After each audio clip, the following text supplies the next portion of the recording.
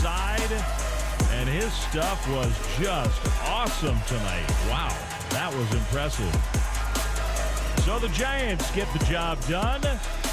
Again, it wasn't as easy as maybe it could have been, but a 4-1 final, and I'm watching Kirk Casale and Ryan Walker celebrate, and I think I just read Kirk Casale's lips, and I do believe that he just said that was gross, which is a good way to describe Ryan Walker's stuff tonight. Gross in the very best way. All right, welcome into Sports Phone KNBR. Nice one-liner right there from Dave Fleming to start the show. It was gross. Boy, I call it electric. It was the whole dominance from the pitching staff. I'm Bill Lasky. Welcome into the show at Sports Phone KNBR on a Tuesday night. Giants win again today. They've won now 3 straight in a row. The one in Oakland and 2 dominant outings here on Monday and Tuesday. They won 4 out of 5. They won their 4th series in the month of August, going all the way back to the Cincinnati series when it opened up the month. And for the month of August, they're 11-7. Just really good baseball right now, in which they need to do. This is the team, the White Sox. They got to really complete the series tomorrow by a sweep with Logan Webb on the hill. And then they off on road to Seattle and Milwaukee. But a great outing today by Robbie Ray in the bullpen, just dominant.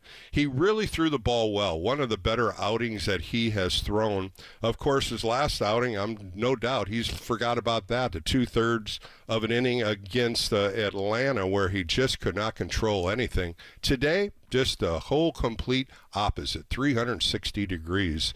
As he went out and threw 6 2/3, 3 hits, 1 run, no walks. I think that is the biggest number that we're going to look at today.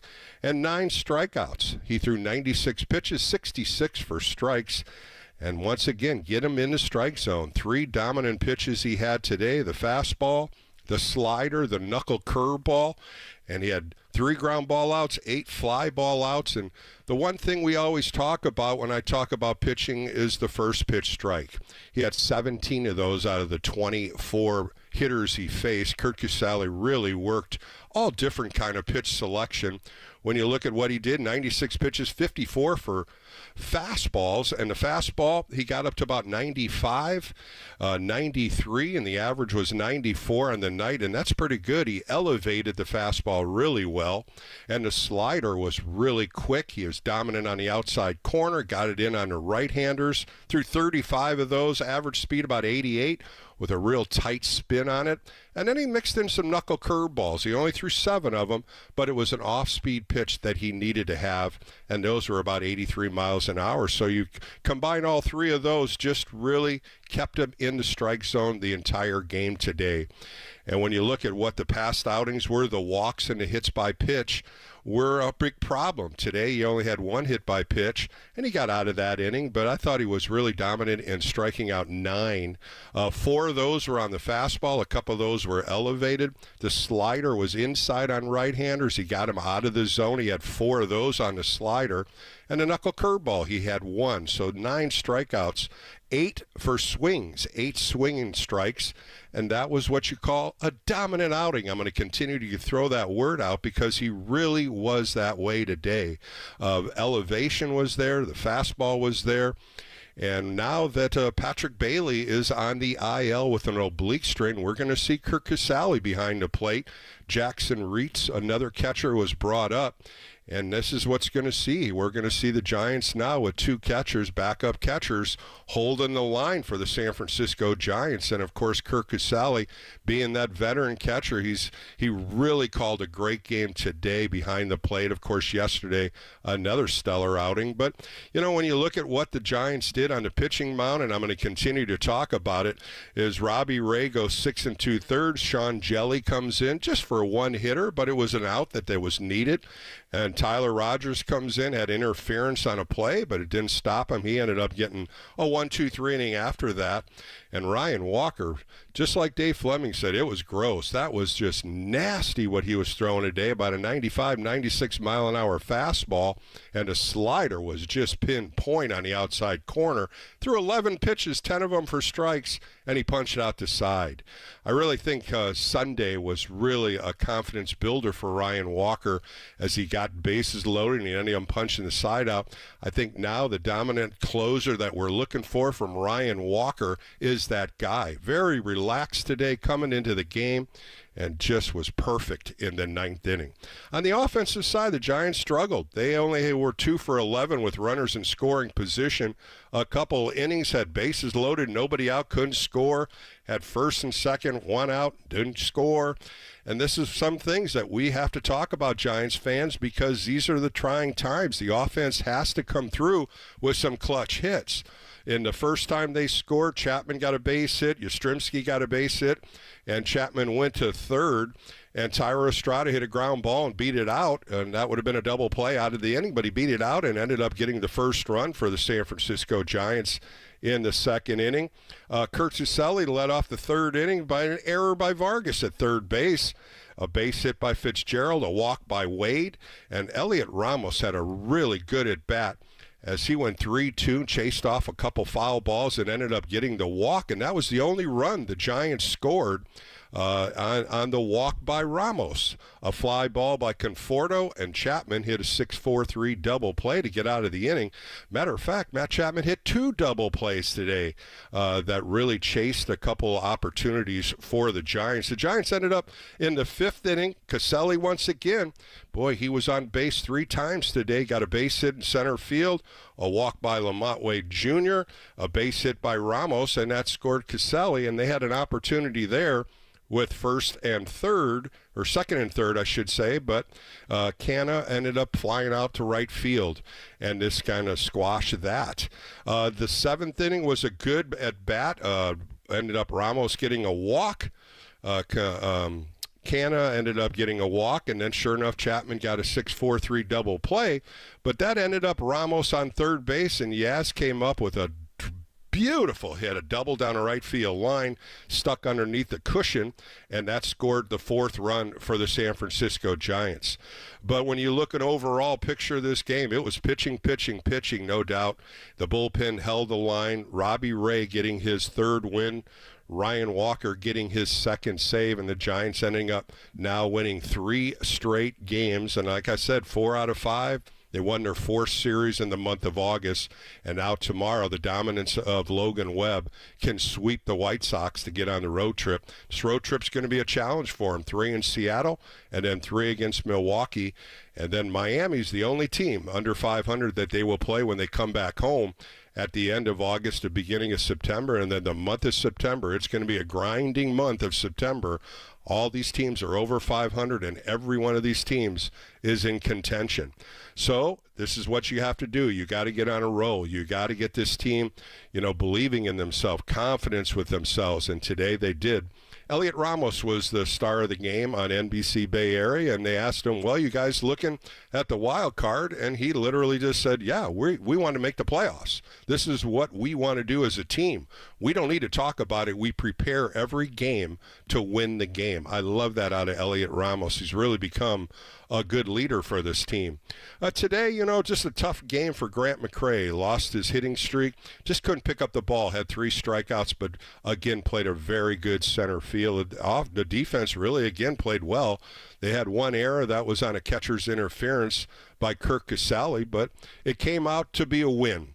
And they had the City Connects on today. They're 4-4 now in the 2024 season wearing the City Connect uniforms. 30-14 overall wearing the City Connect. So it's a good sign when they wear them. And, of course, a win's a win. They're now 65-63.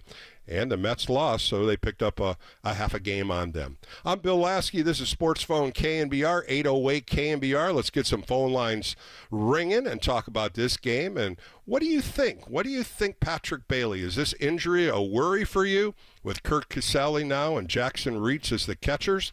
Is there a possibility that they may look at Elias Diaz, who was released by the Colorado Rockies. Of course, he was an All-Star last year. He was MVP of the All-Star game also. He got released, a veteran catcher. Throwing it out there, see what you think. We'll be right back on KNBR, the Sports Leader.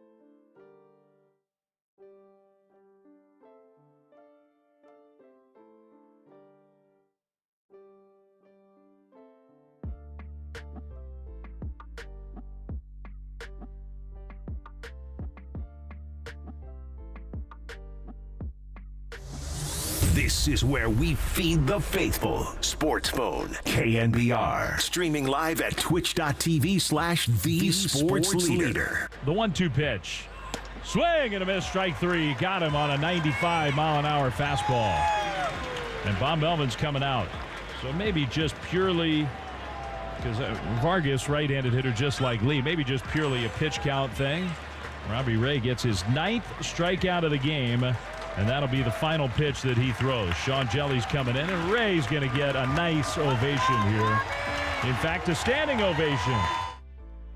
All right, welcome back to Sports Phone KNBR on a Tuesday night with Bill Lasky. Giants win today 4-1, 3 straight wins now for the SF Giants, and one more to get tomorrow to sweep the White Sox before Thursday's an off day and off to Seattle for a weekend. But today the Giants once again, strikeouts are mounting. They had 9 strikeouts, 7 walks, but still the strikeouts are mounting in certain situations that we talked about. Runners in scoring position, 2 for 11 tonight, 9 left on base. Last night they did really well. They were 3 for 4 with runners in scoring position. Today they just could not come up with that big hit. And the 9 strikeouts, again, are mounting to double-digit strikeouts. They got to put the ball in play. Yaz had 2 hits tonight. Everybody else just had 1. 1 from Fitzgerald, 1 from Ramos with an RBI, and then Matt Chapman got a base hit, and Tyro Estrada got a base hit. Casella got one also. So you had 7 hits in there. But again, when you start looking at what this team can do when they're giving so many opportunities, bases loaded, nobody out, they couldn't score first and second, couldn't score. These are troubling times. They have to get better if they're going to contend to get in this wild card, especially with the schedule coming up in the month of September. But going back to Robbie Ray, just fascinating outing today. 19 pitches, the first inning, 10 to second, 16 to third, 15 to fourth, 15 in the fifth, 6 pitches into 6, which was really good. And then he finished with 15, 96 pitches. Bob Melvin took him out, most likely because of the pitch count, 96-66 for strikes. And just really, and I said this earlier, a dominant outing with a 3-pitch mix. Fastball, really good, up to 95, elevated it many times. The slider, 4 strikes, as well as slider out of the zone to get guys swinging, 8 swinging strikeouts out of 9. So this is what Robbie Ray has to be consistent about. No question about it. He did not sleep well in that last outing when he only went 2/3 of an innings against Atlanta. And being a starting pitcher, as I was for over 10 years, those things just drive you wacko. You have to wait 4 days to get back on that mound. And sure enough, he was focused today. Really a solid outing for Robbie Ray. Looking for better outings like that. 808 KNBR, if you want to get on the phone lines, let's go out to Carlos in Berkeley. Carlos, you're on Sports Phone KNBR with Bill Lasky. Hope you're well tonight. I am, Bill. Thank you. Hey, Bill, can I start by just saying I remember watching. Are you there, Carlos? I lose you. You still there? I guess he hung up. All right, let's go to Mike in San Francisco. Carlos called back. Mike, you're on Sports Phone KNBR with Bill. How are you? Uh-oh. I think we got 2 callers on. Are you there, Mike? Yeah, I'm here. All right. Okay. So must-win game number 2 in the books, Bill. Yeah, Mike, last night I was on Sports Phone KNBR, and I really talked about Robbie Ray going out and having a good outing. And, he wasn't surprising from the first pitch he threw to the last pitch. That was the Robbie Ray we need to see the month of August as well as the month of September. All right, we have some phone lines issues, so let's go back to talking more baseball. Let's get Carlos and Mike to call back in, crisscross there, but we'll get back them on the telephone line. Steve Kroner will be joining me later in the show. Of course, he writes for the San Francisco Chronicle. He was at the game tonight, so I'm really looking forward to seeing what he thought of the game and the dominance of Robbie Ray and the bullpen. And that's what the Giants have to do, get the lead and pull it to the bullpen. Sean Jelly coming in for 1 hitter. Of course, Tyler Rogers is that 8th inning guy. And I keep going back to what Dave Fleming said to Kirk Caselli, said about Ryan Walker. He was gross tonight, but boy, he was filthy was what he was. The slider was on point. The sinker was about 95, 96, punched out the side. 2 of them by call strikeouts, and 1 was swinging. And the Giants walk away with a win, 4-1, as they won their 65th game. They're 65 and 63. Logan Webb going on the hill tomorrow. Of course, he's 11-8 with a 3.17 earned run average, and he has just been throwing the ball exceedingly well. When you start looking at some of the outings that he has had, you look at Detroit, 7 innings, 4 hits, 1 run. Washington, 5 2/3. Of course, the Oakland game when he threw the shutout, 9 innings, 5 hits. When you look at Logan Webb and Blake Snell, 2 dominant pitchers that have been pitching so well, and they're going to have to hold a weight. They're going to have to really continue to be consistent in their starting rotation. Robbie Ray, what a great outing. It was just an outing that he needed to do, self-confidence, and build from that. All right, we got Mike back on from San Francisco. Mike, how are you tonight? I'm doing fine, Bill. Thanks for asking. Yeah, we talked about Robbie Ray a little bit last night, and what'd you think of him tonight? He was excellent. He went out there. He showed his grit and determination. He was throwing strikes. They weren't able to handle him, and he was around where he was there, all there mentally, all game long. Yeah, I think the whole bullpen came up and cleaned that up. And, when you look at a team like the White Sox, I think they've lost 60 games after they haven't scored in the 7th inning. The statistic is just, it's sad for the White Sox because they're 30-97. Once you get past a couple of them, there's this no pop in this lineup. And the Giants just took over with that pitching staff coming out of the bullpen. The one thing I worry about, Mike, and I know you and I have talked many times, is the runners in scoring position tonight. Another one, 2 for 11. I had a head scratcher of a moment when Yastrzemski was left in, and Encarnacion was on my mind with the bases loaded there. And it just hasn't been working out. I think we just need a fresh new perspective on it to see them as opportunities. It's 90% mentals. Well, they also did that to Conforto. Conforto was just swinging wildly today, grounded out the short, and then he popped up to the catcher with bases loaded.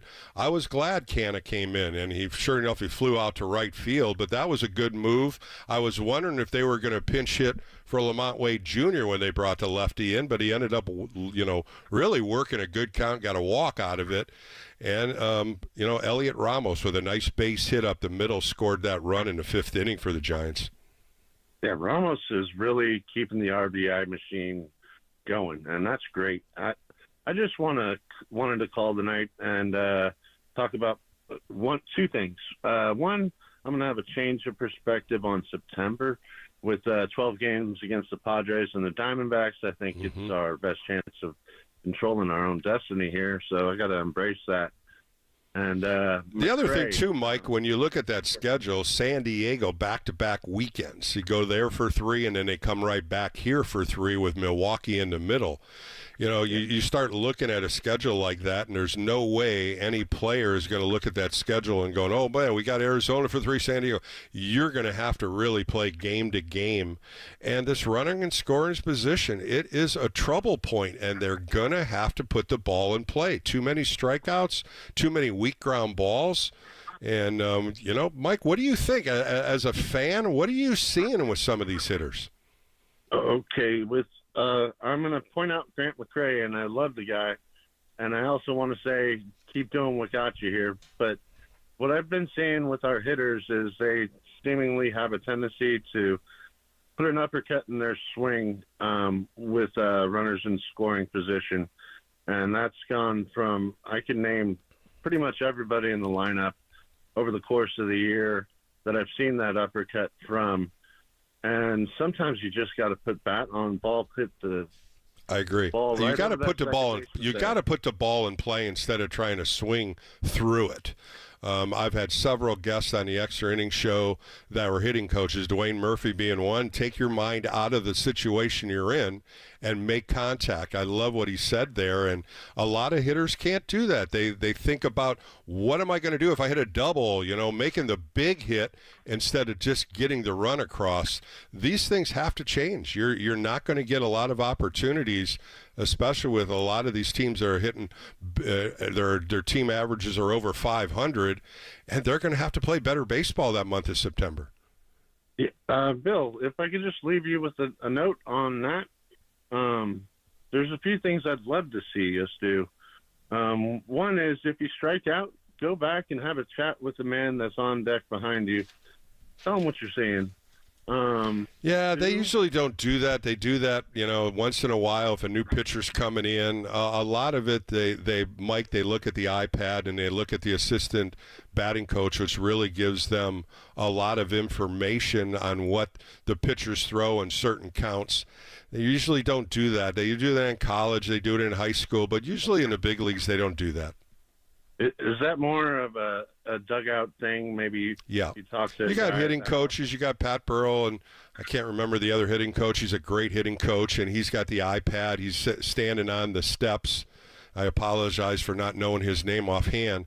But at the same time, you got two people that are giving you a lot of information about the pitcher, and they do their hitting, their hitter meetings before the game about the starting pitcher, to what some of the things he throws in certain counts, and they'll say good, just like what, Davis Martin today. He had a great changeup and a good velocity fastball, and they had a hard time hitting him at first. They caught up to him. Once he got into the stretch, they chased him. But these are things that they do in the hitters' meetings before the game. That's why the prep work is so important, and this team really works at it. Okay. Thank you, Bill.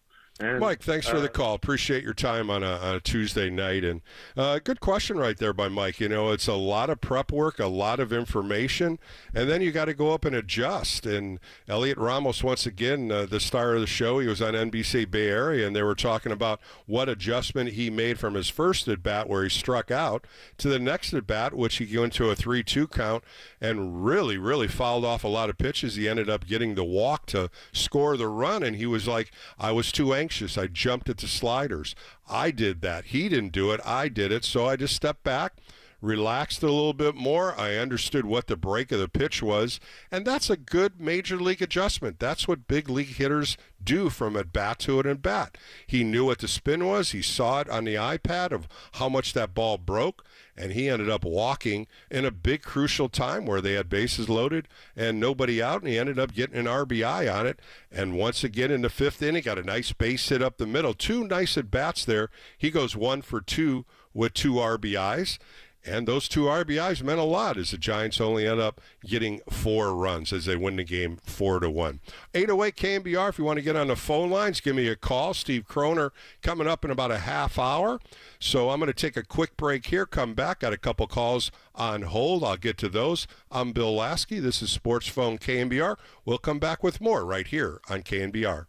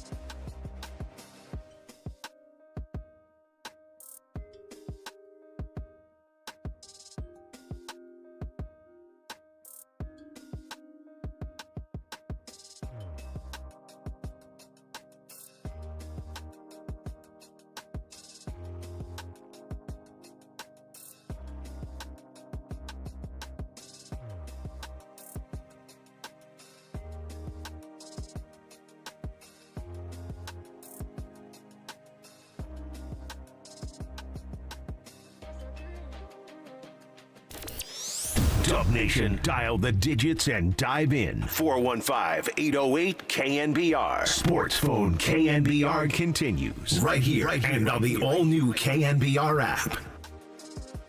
I mean, we know that he got it. I mean, he did it against the Dodgers. He's nasty. He got his stuff going on. It's good to have him back. It's good to see him succeed. And obviously, I mean, he's a Cy Young, so he pitched like the way he is. You know what I mean?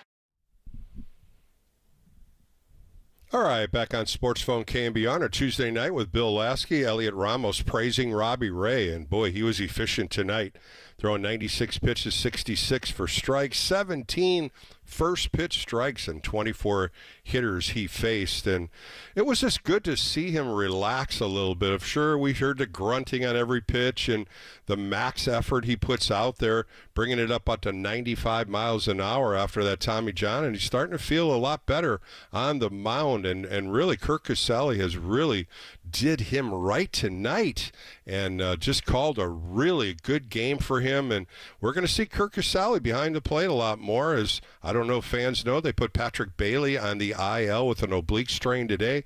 They're saying 10 to 15 days. We'll see how long that does. But it's good. Maybe that'll give Patrick Bailey a little time off on his legs also. But now you have Kirk Caselli and Jackson Reitz, who they recalled from AAA. Those are your catchers. And there's going to be a lot of pressure on those two guys, especially holding runners and throwing people out. The bullpen, fascinating tonight. Robbie Ray, again, a plus start tonight. All right, let's go to Bob in Saratoga. Bob, you're on Sports Phone KNBR with Bill Lasky. How you doing tonight, buddy?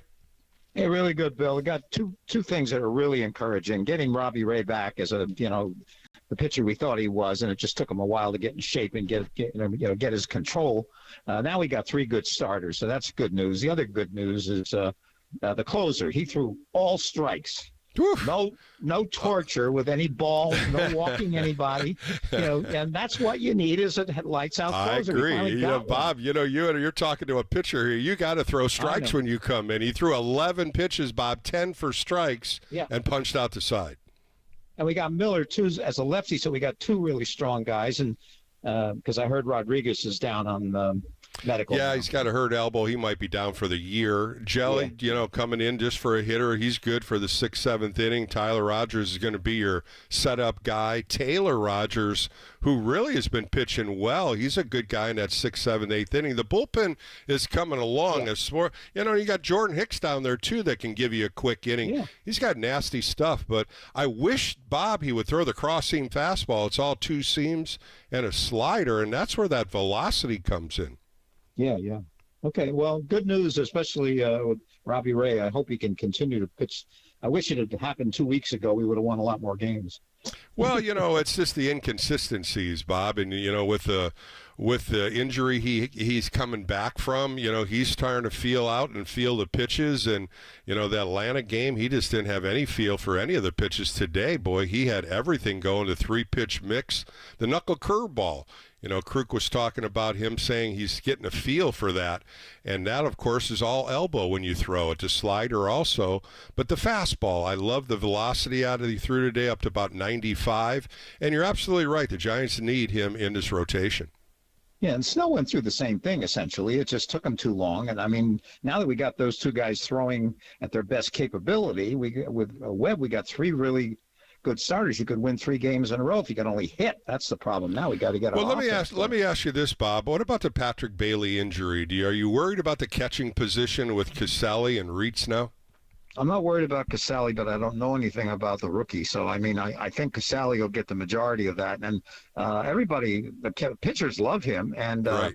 And he really is a good catcher. He just doesn't hit that well. But Bailey's not been hitting either. So we just, I think at least we got one good catcher. I just hope the other guy only has to go in when once he in a needs while. a rest. Yeah, Caselli's really, last night he got 2 hits today. He got 1 hit. He got an error. He got on base. He got a walk. He was on base 3 times.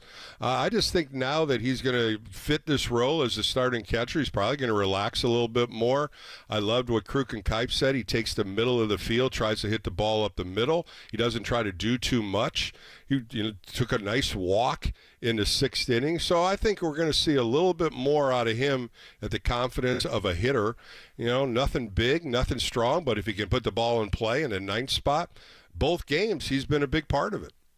And the prospect isn't ready for that, but at least he's there if we need one because Casale needs a day off or something. Yeah, Jackson Reitz was up earlier. You know, he's kind of a backup role catcher. They do need a catcher like that just to give Casale a day off. Got a couple days off coming up. Of course, Thursday's a day off, and then Monday's a day off. And then they play some tough games in September. What do you think of the schedule, Bob? You worried a little bit about that? Well, now we're going to play good teams. I mean, we really didn't win enough games from the weaker teams, so now we really got to win not every game, but it's 2 out of 3 at least, for the rest of the year. Yeah, the series win. They've won 4 series this month so far. That's good. They ended up beating Cincinnati, Washington. They beat Detroit, and, of course, the White Sox. Now the grind is 3 in Seattle, and Seattle's playing good baseball. They got a great starting rotation. Then they got to go to Milwaukee, and Milwaukee's in first place. So, win tomorrow, take the day off on Thursday, and then start grinding, Bob, and that's good baseball, and the Giants have to do that. Yeah. Yes, sir. All right, Bob, thanks for the call. I appreciate your time on a Tuesday night. Let's go out to Berkeley and talk to my buddy Andrea. Andrea, how you doing tonight? Doing great. I was just looking at the super full blue moon. Again? Are you still looking at that moon, Andrea? Cannot get enough of it. And, students are moving in. I live near UC Berkeley, and they were looking at the moon, too. So it's like, right, we have a new generation. I'm glad they're tuned in.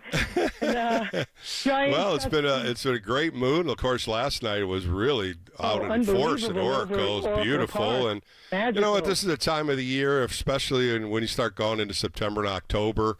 The moon's always full, and the weather's starting to cool down. We're going to have a nice, cool weekend, first time in a while.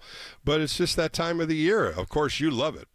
Oh, I love it. And, the Giants apparently do, too. They got 3 wins in a row, some good mojo. And I did want to mention Mercury being retrograde for some of the technical difficulties. And this, too, shall pass August 5th to the 28th.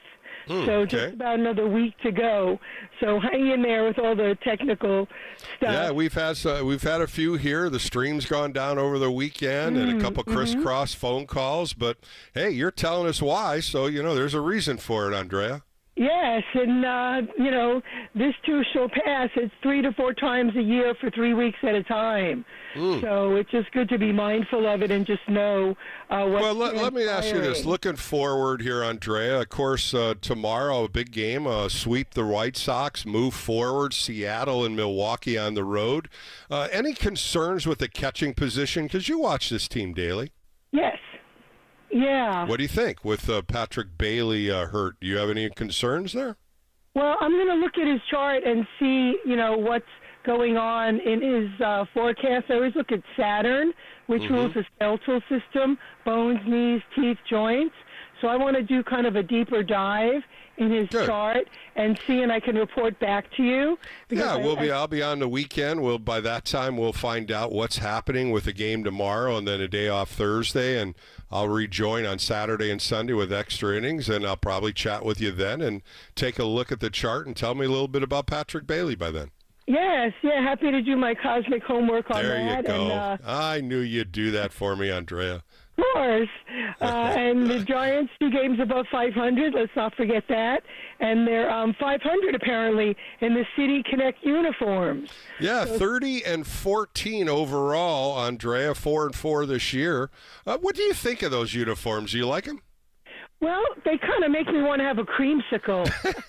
I knew you had. I knew that humor was coming out of you on that one. Yeah, I didn't need much flooding. It's like, wow, it's really warm. I think I have a creamsicle. Yeah, why don't I have one? Well, maybe time to go to the supermarket and get one for tonight. Yeah, no, with the hot weather. No, I like them. Frankly, compared to a lot of the other City Connects, I like the Giants a lot. I mean, I don't really They're changing them next year. They're changing the whole uniform again. They're Nike's coming in, and they're changing the whole uniform. I haven't seen it yet, but they're going to change a lot of them because they've had them for a few years, and now they're going to change them again. Andrea, thanks for the call. I appreciate your time on a Tuesday night, and I'll talk to you over the weekend. You too. too. Take good care. Happy Yep. full All moon. right. Thanks, Andrea. And, of course, Andrea mentioned 3 straight wins. They've won 4 out of 5. The Giants winning today 4-1. Their 4th series win of the month of August.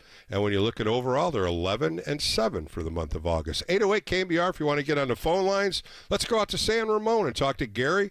Gary, you're on Sports Phone KNBR with Bill Lasky. What's going on? Hey, Bill, I was hoping that Andrea could find a way to align the cosmic forces at B so we could do a little better hitting that we're going to need this weekend. Yeah, I got to tell her to work on that runners and scoring position. This thing's just driving me wacko. Bases loaded, nobody out. And, boy, I just they can't come up with a key hit. They seem to roll into double plays. And 2 for 11 tonight, Gary. Yeah, that's brutal. And, we're taking care of business against an historically bad team, so I'm not real excited about the results. I'm happy to see that Ray is back on the beam, and we're gonna need these guys to be lights out because you go up against that Seattle Mariner pitching staff. In Seattle, how many runs too. Do you think we're going to score this weekend, Bill? Yeah, they play well in Seattle. Of course, they've been playing the Dodgers really close down in L.A., and then you go to Milwaukee for 3, and that's in the middle of the week. 2 tough teams. Both these teams are starting to open up in their divisions. Milwaukee's playing good baseball. Seattle's still tough in the AL West. Well, this is crunch time. This is what you play baseball for. This is the month that you want to continue to start playing harder and better, and this team's got to get better, Gary. There's no question about it on the RISPs, as we keep talking about. Yeah, the catching situation, and I felt this could have been avoided. I think we could all see that Bailey was, he was just exhausted and fatigued, and why weren't they giving him a little more rest, prior to this injury? I think the organization just kind of fumbled this and not happy. Especially with Kirk Casale, you could have popped Kirk Casale in there. I think he didn't play for a couple of weeks straight, and there was opportunities, even a half a game, get Bailey out of the game, put Casale in to get him off his legs. They didn't do that, and now the oblique, and they said possibly with the early BP yesterday, working on his swing path, he might have pulled it, might have been working too hard on it. That's going to be a big injury. You hit it right on the head. The catching position now with Casale and Reitz, I'm a little worried about it. I don't know about you. Oh, yeah, for sure. And like your other caller said, I don't know much about the rookie. He's going to be under the gun, especially with the schedule and the good teams that we're going to be facing. So, yeah, that's a big concern, and especially if Bailey's injury lingers, because regardless of how well Bailey wasn't hitting, he had a knack for the big hit, at the right time. And of course, defensively, he's right up there. So yeah. Well, I threw a name out there earlier, Gary. I don't know if you caught it. Elias Diaz. He was released by the Rockies. He was an All-Star last year. 33 years old. A really great defending catcher. You'd get him for the minimum. Would you take a flyer on the guy? Because in my eyes, why wouldn't you? And give him an opportunity to come in here and help as the catching position. No doubt. I think that's a must because I just don't want to see that rookie in there in a key spot. He may thrive, who knows, But yeah, you're right. I agree with that. Well, they released him for a younger catcher. He was hitting 270, 5 home runs, 36 RBIs. Of course, he started his career with Pittsburgh, came over to the Rockies in 2020. Last year, he was the MVP of the All-Star game. This year he had some injuries, but I'm still itching for this guy. I'm still thinking this guy could help them. It all depends on the oblique. If it's just a strain, a mild strain, I think that's what the Giants know more than what we will know, and they'll never, tell us. But I think that's one question mark. If it lingers, they're going to have to dip in and maybe pick an Diaz up and maybe hold on to him. Yeah, I was looking at the batting order. Are you enamored with Chapman batting 5th, or would you like to see him move up a little bit? Well, he was sitting in the 4 spot. Conforto was swinging the bat really well today. He just didn't look good at all. He was jumping at everything. Conforto's that type of guy. When he's hot, you ride with him. Canna's another one that I would like to see him. I thought Canna was going to pinch hit for Wade. Wade just has no speed. Those hamstrings must be tight. You could see him running the bases. He's not even 50%. Of course, you're going to need him against right-handed pitching. Tomorrow, you'll probably see Canna in there with the lefty Crochet in, and it's just going to be, who's going to play and who's not, and what's this lineup going to be like. Today was really one of the days Grant McCray, I really felt, should have bunted a couple times. He just wasn't picking up the ball at all. Yeah, no, absolutely. I thought Wade should have been bunting earlier in the game with 2 guys on and nobody out. Why not try to move the runners there? So, I think, Gary, you and I have talked about this a few times. They need to get people in move guys over. If it's a bunt, a sack bunt, even trying to bunt for a hit, McCray has to put the ball down. If he gets the ball down the third base line, he's by the bag. He's got good speed. I just don't like him over swinging a lot of balls out of the strike zone, and he did that tonight. Yeah, runs for this team are at a premium, Bill, so we've got to really – and I know Bob is trying to change the thought process on that. I'm happy to see that, but I just don't think the team is ready for the other than the station-to-station baseball, which they've played most of the year. And let's throw this one to you. Starting rotation, starting to throw the ball again very well. Harrison had a good outing. Of course, we're going to see Hayden Birdsong. I started looking at all the off days. You could probably miss Birdsong and give Snell and Webb another opportunity. Once you go to that 5-man rotation, you could probably skip him. When you look at Webb tomorrow, you could probably get him right into that first game against Milwaukee and skip Birdsong. And I'm just wondering if they're going to start doing that when they have the off days to give them that 5th day instead of giving them an extra day. I think you got to ride Snell, Robbie Ray, Harrison, as well as what we saw tonight. Robbie Ray threw like a Cy Young pitcher tonight.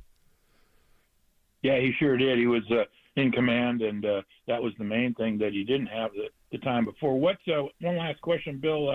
What do you think is going to be Hicks's role? Boy, he looked really shaky the other night. He's been shaky a little bit. I think he's just got to get comfortable throwing out of the bullpen. I said earlier, I wish he'd throw more cross-seam fastballs. He's got better control with it. The 2-seamers, 94, 95, you see it as well as I do, Gary. He can't control it sometimes. And the slider, he couldn't get any kind of feel yesterday. It seems like he gets himself in trouble and then gets out of it. And that's not a good way to pitch. You're not going to do that all the time. When you look at Hicks closing, I think yesterday, because Walker threw 2 innings on Sunday, Ryan Walker today, that was the best I've seen him throw in a while. He was in command slider and sinker. What'd you think of Ryan Walker tonight? Well, especially coming off that 2-inning performance. And frankly, I was really surprised the other day when both sent him out, Melvin sent him out for that 2nd inning. That surprised me. Did that surprise you? I did, but he was looking for that win. There was no question about it. He was throwing him right back into fire. And then you started looking in the bullpen. He really didn't have anybody to complement Walker. And Walker had a good 9th inning, and I think he just said, go out there and do it. And he got himself in a jam. I think he just lost consciousness of what was going on with the runner at second. He walked a hitter, got a base hit. Next thing you know, bases loaded, nobody out. And Brian Price went out there, and I still would love to know what he said, because all of a sudden the fire was in him, and man, he was popping. He got the call strike 3 when he needed to. He went right through 3, 4, 5 of the A's, and he got the win, and really, really good pitching once he got in control of the zone and went right after. Today, boy, he was sparkling today. Yeah, he was. That was a great performance, and look forward to seeing some more of that. But man, this has been a roller coaster, Bill. I'm anxious. Sure has. Where we go with this. Yeah, well, Gary, I'm right in that car with you, pal. We're going up, we're going down, but at the same time, they're battling, winning 4 out of 5, 3 straight wins. Logan Webb on the hill tomorrow. Let's see what he can do. But you know what? The White Sox have Garrett Crochet going, and he's a tough lefty. A lot of teams were going after him at the trade deadline, and they held on to him. A young pitcher, 6-9. With a 3.6 earned run average. He'll only go 4, 5, 6 innings, and they'll go to the bullpen. But this is a good battle. This is what I'm saying. Here's a good challenge for them tomorrow going against a top-line left-hander, and this will be a good matchup for this offense. Absolutely. So, hey, great conversation, Bill. I always enjoy it. Gary, thanks for the call on a Tuesday night. I'll talk to you over the weekend. I'll be on extra innings. So have a good night, Gary. I appreciate it. All right, we're going to take a quick break. Giants win today 4-1. They're 65-63. 3 straight wins tomorrow.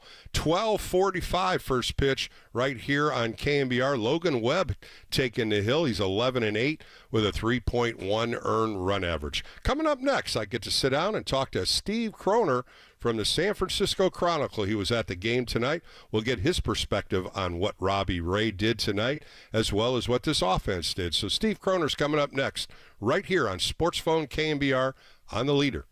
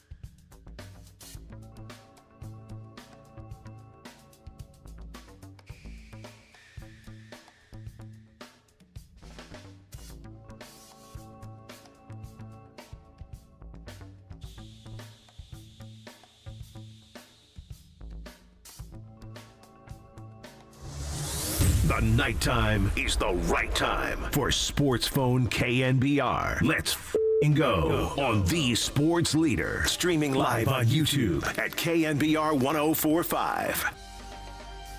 All right, welcome back to Sports Phone KNBR with Bill Lasky on a Tuesday night. Giants win today 4-1, 12:45, going for the sweep of the Chicago White Sox. Logan Webb on the hill tomorrow against a tough lefty. I keep throwing it out there. Garrett Crochet, a tough left-hander. It's going to be a good challenge for this offense. I'm looking forward to it, and this is a good test for them going into Seattle and Milwaukee. And here we go. This is going to be a good race right now. They are in the wild card race. Mets lost today. The Cardinals lost today. And the Giants pick up a half a game, I do believe, something like that. But it's getting close, and now baseball is going to be baseball. All right, my guest today, Steve Kroner, good friend of mine. He writes for the San Francisco Chronicle. He was at the Yard today at Oracle Park. Let's welcome in. Steve, how are you? Bill, I'm doing okay. How are you? I'm doing good. Good game today. Robbie Ray was electric. What'd you see in him? And, boy, he was consistent every inning. Bill, I'll tell you this.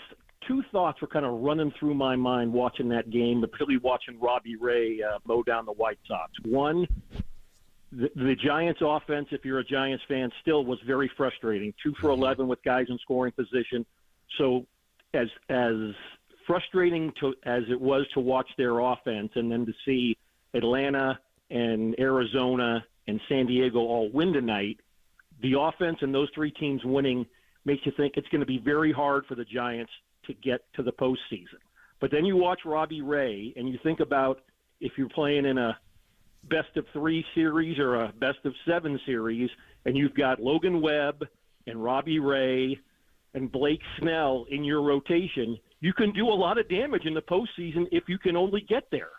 And if you could only score, Steve, there's the other question. Well, right. I mean, that's the big question. You know, how are they going to mount an attack and score? I mean, I can continue, and you and I have talked about this on a lot of Fridays. The runners in scoring position, too many strikeouts today. The double play bit them twice with Chapman, and at the same time, they have to get better at this. And yesterday, sure, 3 for 4, but today they just couldn't get anything going. Yeah, I think when you get to the middle of August and the season is, 3/4 old about, I think you are what you are. I mean, I think if they're going to get to the playoffs, it's not going to be because the offense is going to somehow come out of a 3/4 of a season slump and go nuts in September. They're going to have to win a lot of 4-1, 3-2 games, which they're capable of doing. I mean, that's certainly plausible. And then they need to get a little bit of help, not a ton, but they need to get a little bit of help from somebody beat the Braves, basically. And then, the Giants do have their own shots at Arizona and San Diego, but A, that doesn't necessarily mean you're going to beat them. And right. B, they've established such a gap that even if the Giants do stay win 4 out of 6 against both of those teams, which is a hard task, but not certainly unfeasible. But that still doesn't close the gap enough with the gap that they've established. So, again, watching the Giants tonight offensively, you would think this is going to be very hard for them to get to the postseason. But then watching Robbie Ray, and I should say the bullpen too, you think, boy, if they can somehow get there, they've got as good a chance as anybody does with that pitching staff. You make a good point here, Steve. You're talking about playing Arizona 6 times, San Diego 6 times, and you say if you can beat them 4 out of 6, but then looking on the opposite side, if you lose 4 out of 6, you're buried. Because that's what's going to hurt you on the other side of the street. You want to say positive thoughts. You want to continue to build a momentum. But you said it, both San Diego and Arizona are playing fantastic baseball. The Mets are falling. Atlanta's got a lot of injuries. They're going to have to sustain it. Philadelphia they beat today, but again, Philadelphia's got them for a couple more games, so they could make a game or two up there. The Mets are still 50-50. I don't think they have enough to get to the wild card. But the Giants now it's game on, and I think Crochet tomorrow is going to show them a lot if this offense can start beating some good pitching. tomorrow's a good start, and then you go into Seattle. 3 tough games in Seattle. Seattle's got one of the best starting rotations in Major League Baseball. They're playing the Dodgers tough. They're still in a race in the AL West. It's going to be a tough road here, especially going to Seattle and Milwaukee. Yeah, that's a road trip that is by no means easy. But sometimes I think, too, we make too much out of teams' records, particularly in baseball, because you know as well as I do, Bill, just because a team has a good record at some point doesn't necessarily mean it's not going to run into a tailspin and vice versa. I remember Dusty Baker saying this more than once, that, look, everybody basically plays the same schedule, so it's not necessarily who you play, but it's when you play them. Is that team healthy? Is that team playing well? Is that team struggling? So, you look at the schedule now and you say in September it looks really hard, and it does. But when you get to September, maybe one of those teams has injuries. I really think Atlanta, even though it has done okay with the injuries it has, I think losing Austin Riley is a big loss for Atlanta. And I don't know that Atlanta can do well down the stretch. I don't think 3.5 games, although it's really 4 because the Giants have to finish ahead of them because Atlanta won the season series. I don't think making up 4 games in a month and a half on Atlanta is any kind of Herculean task. I think the Giants can do it, but will they do it? That's why they'll play the next 35, 40 games or so. Steve Kroner joining me on Sports Phone KNBR. You can look at his work on the San Francisco Chronicle. I threw this idea out there earlier about maybe skipping Birdsong because you have a couple off days here, and you could still get 5 days for Webb, Snell, Harrison, and now Robbie Ray. And with that day off on Thursday, you could really see Robbie Ray coming back on Sunday. You could see, again, Harrison, and you got Snell for the Seattle series. I haven't seen the probables yet. And with Webb throwing tomorrow, he could have that first game in Milwaukee. I just wonder what they're going to try to do with the off days, if they're going to give him an extra day rest or they're going to keep him on the same schedule. Your thoughts on that? I think, for what it's worth, and Bob Melvin and Brian Price have been called to ask for my opinion, so I don't take it for what it's worth. But I think I would skip Birdsong in this time of the rotation. He has had some struggles. You talk about trying to manage innings for a young guy. It's his first time in the big leagues, and you take advantage of having 3 great starters who get one more day ahead, and then they do play 6 games in a row. So you're going to have to pitch Birdsong at some point in that stretch. But to give him a 4 or 5 day extra rest. And to get, whether it be Snell and Webb out there another day early, I think I'd do it. I wouldn't do it if this were June, maybe even July, but you're getting into late August and you're getting into September and you got to make up some ground. I think you should do it. Well, as a pitcher's mentality in my brain, I'm saying get my best pitchers out there as much as I can. They don't need an extra day rest, and you still have a few off days in September if they do, but I want to run my horses out there as much as I can. And if Birdsong misses a start this time, fine, even though I would love to see him battle out there. But I'm looking at Seattle, Milwaukee. You got to go in here and win series now. It's no question. You don't have enough time. You only have 34 games left, Steve.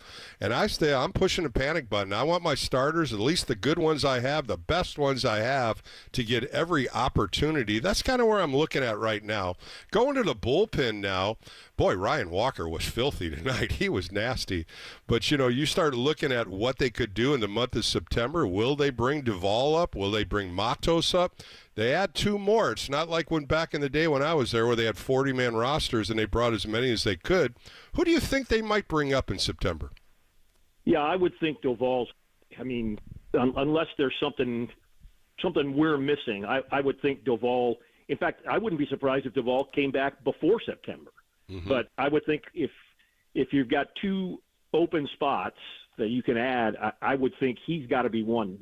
The other one, I don't know what that – whether it's Matos, whether it's, if Patrick Bailey is with an oblique, you really don't know how long that's going to last. The Giants are optimistic, but, obliques and hamstrings seem to be very temperamental, and you don't know how long those things are going to last. And the other one is Luciano. What are you going to do with the young kid? Are you going to bring him up and sit him on the bench? There's a lot of questions in these two spots left. I am concerned about the catching position. We don't know, Patrick Bailey, how bad the oblique is. Right. I threw the idea about it. Elias Diaz, who got released by the Rockies. Would you take a flyer on him? You know, off the top of my head, I'd say yes. I mean, he, you know, who knows exactly why Colorado got rid of him. Well, they said to youth, they brought up some young catchers, and I think that's what Rockies have to do with their record to see what they have in prospects, and one of them is a top catcher, and that was one of the reasons, and he's 33 years old. You're going to get him for major league minimum for a month, even if you grabbed him for a couple weeks until Bailey comes back. You get a good quality catcher and an all-star last year. That's why I'm leaning a little bit there. Will they take a flyer? At the same time, we don't know how bad Patrick Bailey's oblique is. Right. No, you make sense to me, Bill. You know, it's not going to cost him much, and I don't know that. I mean, I think Kurt Casale is certainly a proven major league catcher, at least a proven backup major league catcher. But Jackson Reitz isn't, and if you're going down the stretch, I think you want to have two proven major league catchers, and Diaz is a proven major league catcher. You've persuaded me. So let me. You know, I like to flip sometimes and ask you questions because you've been through it. And I'm sitting there looking at the White Sox tonight, and I actually covered the game the White Sox played in Oakland a couple of weeks ago, in which they tied the Orioles for the second longest the 1988 Orioles for the second longest losing streak in Major League history, or at least modern Major League history, at 21 games. And they're 30-97 now. And I talked to a couple of players before the game that night. John Brebbia, the former Giants reliever, who's a good interview. Andrew Vaughn from Cal, a good interview. I've known Andrew a little bit. And, you know, my thought is, and it's hard to bring up bad memories for you, you went through it in 85 when the Giants lost 100 games for the only time in franchise history. And, you know, my posing to them was, A, how do you not take that downer from the field when you go home to your wife or your girlfriend or your parents or whatever? And the second thing is, look, you're still making a lot of money playing a kid's game, still in some sense living the dream that those of us who were barely mediocre high school players could only dream of. But you're going through a really tough season. How do you balance all that? When you were in 85, how did you balance? Well, I got lucky. I got traded, and I got traded at the deadline, so I didn't see there or witness the 100 losses.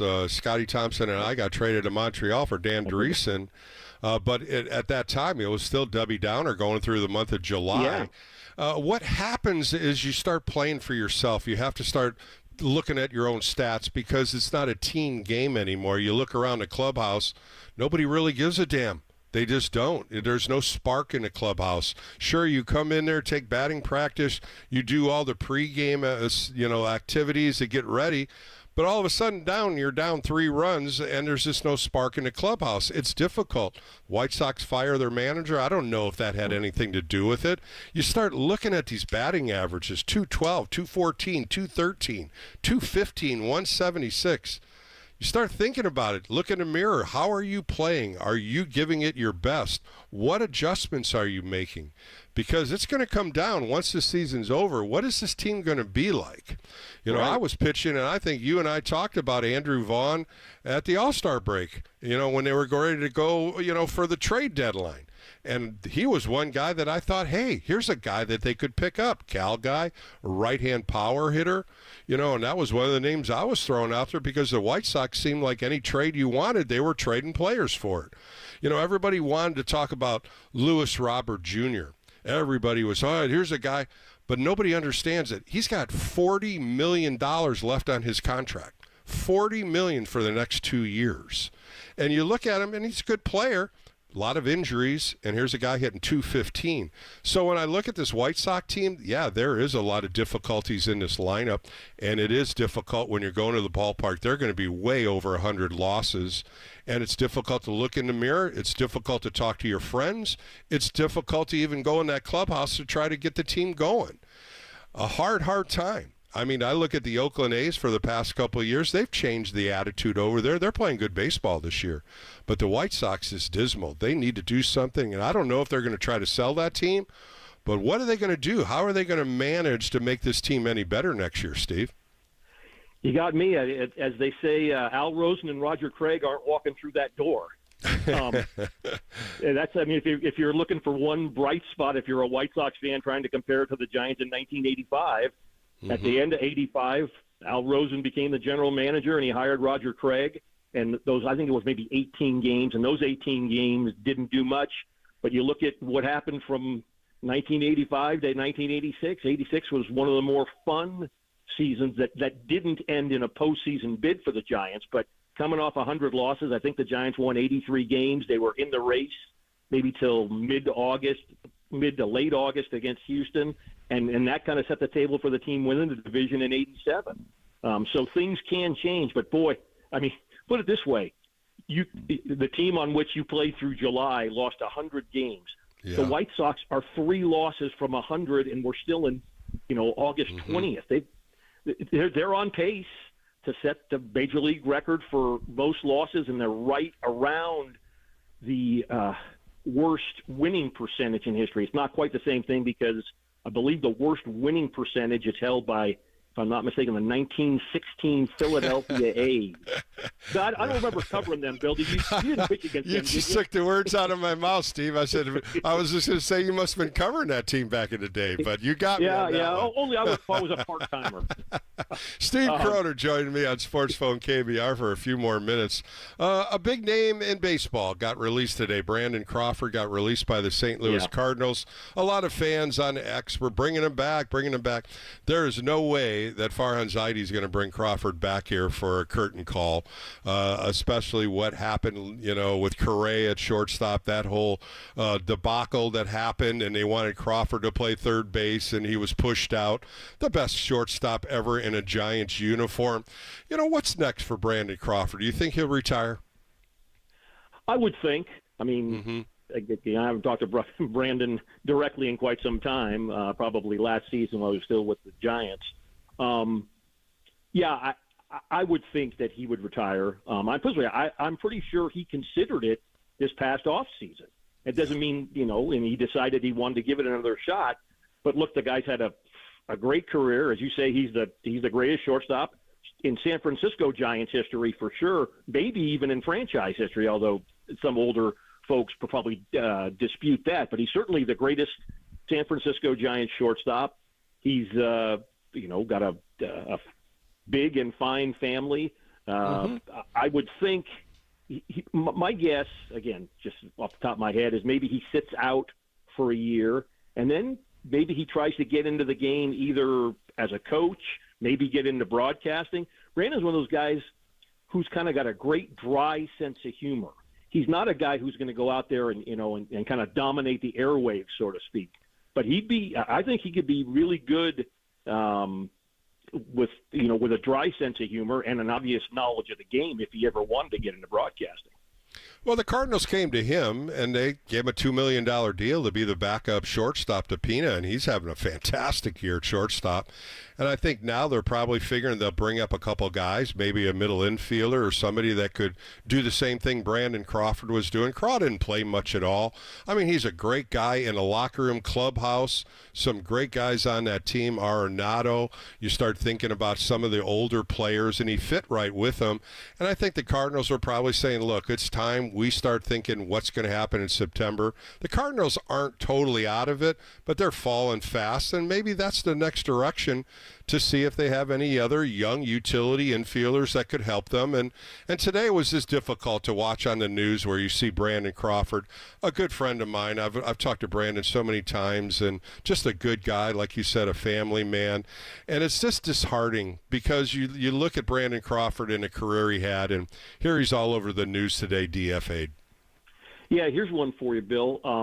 Do you think Brandon and/or the Giants? I completely agree with you. I don't think anything's going to happen this season. But do you think something could happen next season where he could do a Sergio Romo and make one more appearance in an exhibition game and kind of retire as a Giant?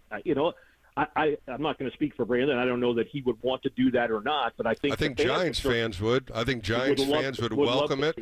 Same thing with Madison Bumgarner, no doubt, with that 2014 ceremony. As much as Madison Bumgarner doesn't want to be on stage, that affected him emotionally, and I think that was the wake-up call for Madison to say, hey, Giants fans love you, dude. You had a great career here, and I would love to see him come back here and be a Giant for life and possibly get his number retired, because he's done so many great things in a Giants uniform, and I think Bumgarner deserves it.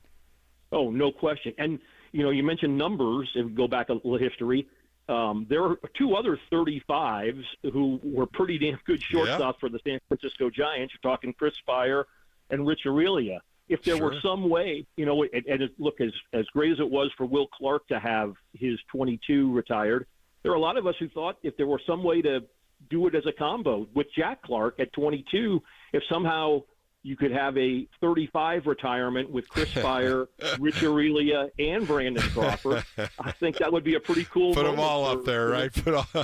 Yeah, that'd be something else. Well, let me throw you another one here. Let's talk statues. Do you think Buster Posey will get a statue?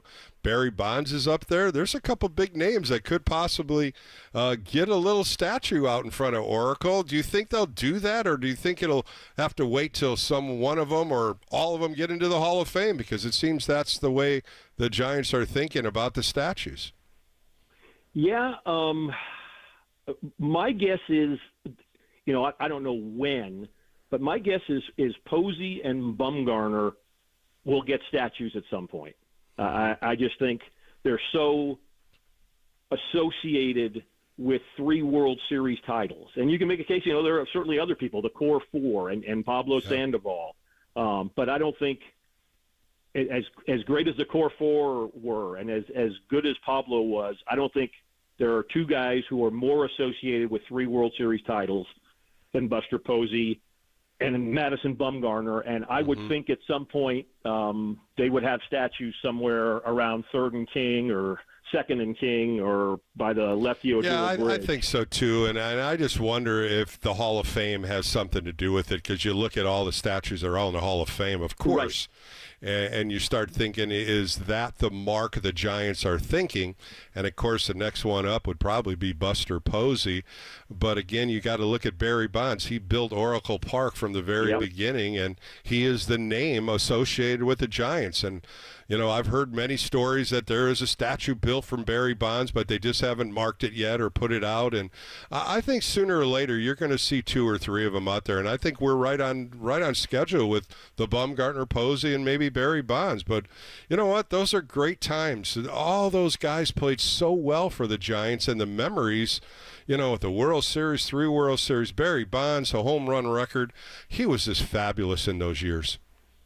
Yeah, no question. And people forget, look, by the time he was challenging home run records, he was not the left fielder who he was when he got to the Giants. But the guy, I believe he won 8 Gold Gloves. And I remember watching him his first couple of years in San Francisco and thinking, he doesn't have a great arm, but he takes away so many what would be doubles in the singles because, A, he had great speed, B, he took great routes to the ball, and C, even though he didn't have a great arm, he had a very quick release that, he prevented so many doubles for Giants pitchers and turned them into singles because of those 3 characteristics.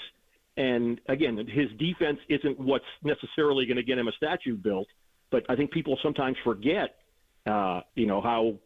how good he was defensively for a long time and how much of a base stealer he was, too, how great he was on the base pass.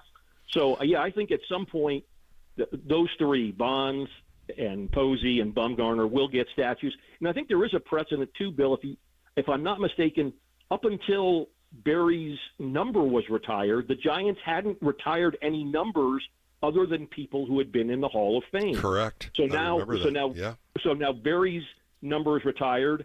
You've got Will Clark's numbers retired. Again, that guy who had a great career but not in the Hall of Fame. So I think the precedent is set that, if for the reasons we all know that Barry isn't in, if he's still not in after the next committee that could qualify him, the Giants might just say, you know what, enough of this. We're still going to build a statue. And I think Buster has a pretty good chance of getting in the Hall of Fame. And to be honest, I don't think Madison Bumgarner has a very good chance of getting in the Hall of Fame. I agree right there with you. I think the numbers. But that doesn't mean he shouldn't get a statue. Yeah, the playoffs and the World Series, I just don't think that's enough to get him into Hall of Fame. And then the numbers at Arizona just really hurt his stat line for his career.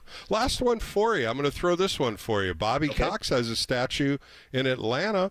Maybe we'll see a Bruce Bochy statue. That's certainly not out of the question either. That's a guy as a manager wins 3 World Series. Mm-hmm. It was as popular as he was. I was just thinking about that. That's a possibility too. But good stuff again, Steve. We always like throwing it around here, and I appreciate your time once again, my friend. And you know what? We'll see what happens tomorrow with Logan Webb on the hill to see if they can sweep the White Sox.